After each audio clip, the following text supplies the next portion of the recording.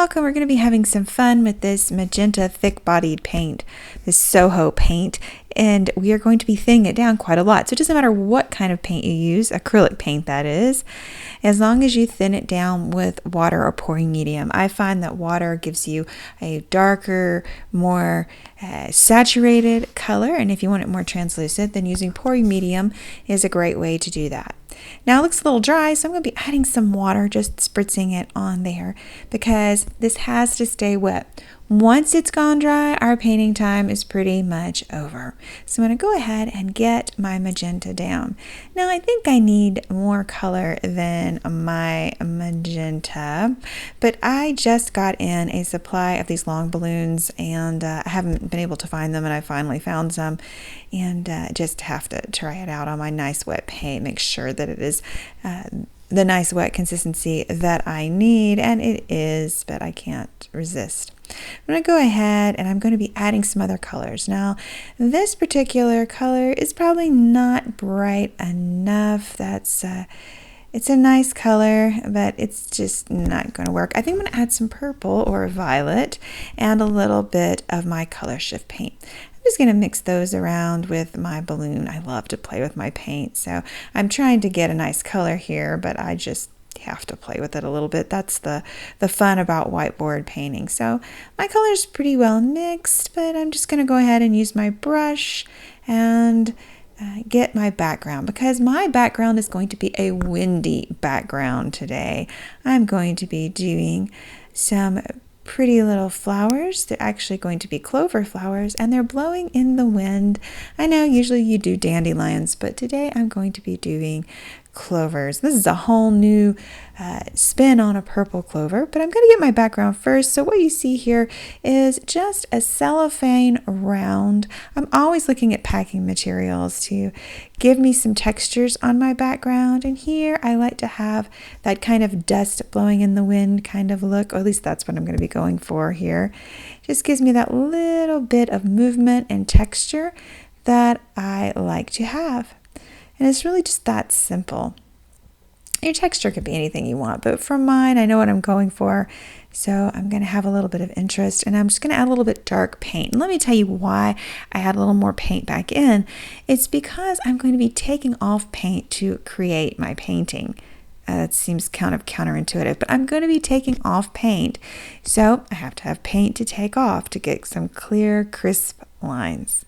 And I'm just figuring out where I want to put my little flowers. Now I am using a silicone makeup brush, and I believe this is just your eyeliner brush, and I'm taking off the paint.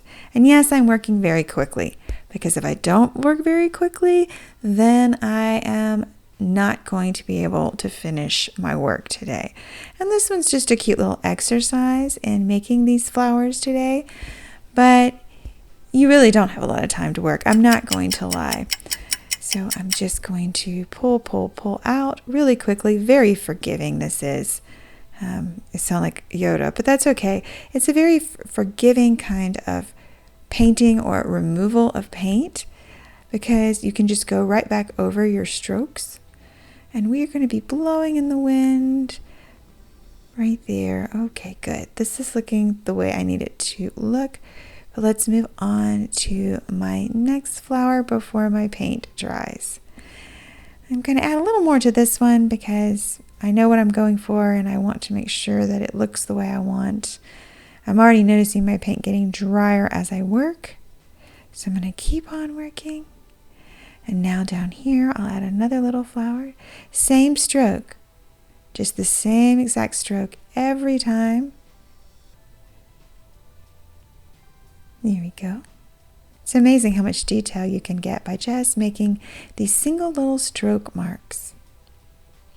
This one's getting a little fat. I'm not sure I like that, but I will show you how I deal with that in just a minute. I'm going to go ahead and work on my other flower.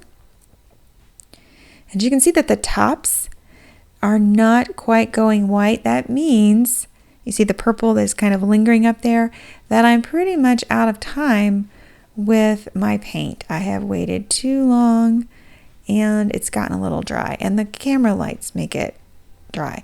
So here I'm just going to get rid of this one. I don't like it. And that will allow me to wet my paint, at least in this place. I'm going to add my texture back in. And I can just go ahead and repeat that same process. This is such a forgiving thing to do because you literally can just wipe the paint away and start over if you need to. So let's see if I can make this one just a little bit smaller than it was before. Lots of little tiny strokes. This is just made from silicone, this little brush, and it's just removing the paint. Okay, here we go. Now we need a few little wispies. We're losing some of these little petals in the wind. This would be a great way to make haystacks. I'm going to make just a couple of little stems, and it's too dry. So I'm using now a damp Q-tip, and these are the really skinny Q-tips. If you've ever seen them, they are very narrow, and they do really well for this kind of painting when you want a little narrow line. You can see how dry my paint is. Almost done. Just go back over these. Okay, and just these little flowing loose petals. And this one I'm not liking so much, but I'm gonna fix it. And just these little loose things blowing in the wind. I'm just going for a lot of movement, and here we are. Just a sweet little picture of maybe purple clovers in a field. I didn't give any leaves to these, but they're just blowing in the field, and sometimes little pieces are blowing off. And that's it for today. If you like this video, hit like and subscribe, and thanks for watching. If you want to see another one of the whiteboard videos or skins videos, check out these videos here.